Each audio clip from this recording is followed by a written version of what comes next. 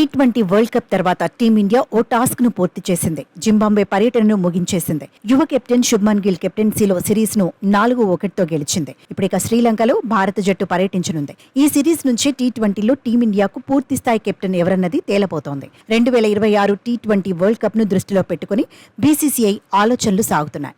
లంక టూర్లో టీ20 జట్టు కెప్టెన్ గా ఎంపికైన వాళ్లే వరల్డ్ కప్ లోనూ కెప్టెన్ అని ఫిక్స్ అయిపోవచ్చనే చర్చ జరుగుతోంది. ప్రస్తుతానికి రేసులో హార్దిక్ పాండ్యా, సూర్యకుమార్ యాదవ్, జస్ప్రీత్ బుమ్రా పేర్లు గట్టిగా వినిపిస్తున్నాయి.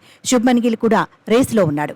ఇదే అంశంపై మాజీ క్రికెటర్ సబా కరీం స్పందించాడు. హార్దిక్ పాండ్యా, సూర్యకుమార్ యాదవ్ మధ్య పోటీ ఉందని భావిస్తున్నానన్నాడు. హార్దిక్ కు స్కై ఖచ్చితంగా పోటీదారే అన్నాడు. కెప్టెన్ ను ఎంపిక చేయడం సెలెక్టర్లకు కూడా పెద్ద టాస్కేనని అభిప్రాయపడ్డాడు. అంతర్జాతీయ టీ20లో కెప్టెన్ గా వ్యవహరించిన అనుభవం పాండ్యాకు ఉంది. గతేడాది లెక్కలు చూస్తే 16 అంతర్జాతీయ టీ20లో భారత జట్టును నడిపించాడు.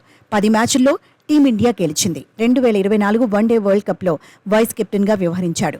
మొన్నటి టీ20 వరల్డ్ కప్ లోనూ వైస్ కెప్టెన్ గా బాధ్యతలు నిర్వహించాడు. లాజికల్ గా ఆలోచిస్తే వరల్డ్ కప్ లో వైస్ కెప్టెన్ గా ఉన్న పాండ్యాని టీమిండియా పగ్గాలు అందుకుంటాడని సబా కరీం అన్నాడు.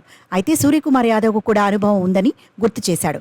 స్వదేశంలో ఆస్ట్రేలియాతో 5 మ్యాచ్ల సిరీస్ లో భారత జట్టును గెలిపించాడన్నాడు. బ్యాటర్ గాను హిట్ అయ్యాడని రివెంజ్ చేశాడు.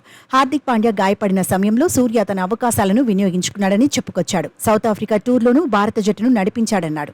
అయితే ఇప్పటికిప్పుడు పాండ్యానే ఐడియల్ కెప్టెన్ అనే చర్చ ఉంది. ఐపీఎల్ రికార్డులు కూడా హార్దిక్ కు అడ్వాంటేజ్ అవుతాయని ఎక్స్పర్ట్స్ చెబుతున్నారు. ఐపీఎల్లో కెప్టెన్ గా అరంగేట్ర సీజన్ లోనే టైటిల్ అందుకున్నాడంటున్నారు. తర్వాతి సీజన్ లోనూ రన్నర్ అప్ గా నిలబెట్టాడంటున్నారు. కాకపోతే ముంబై ఇండియన్స్ కు కెప్టెన్ అయ్యాక టఫ్ టైమ్ ను ఫేస్ చేశాడంటున్నారు. మొత్తానికి సెలెక్టర్లో ఎలాంటి నిర్ణయం తీసుకుంటారు, గంభీర్ స్ట్రాటజీ ఎలా ఉండబోతోంది అనేది ఆసక్తికరంగా మారింది.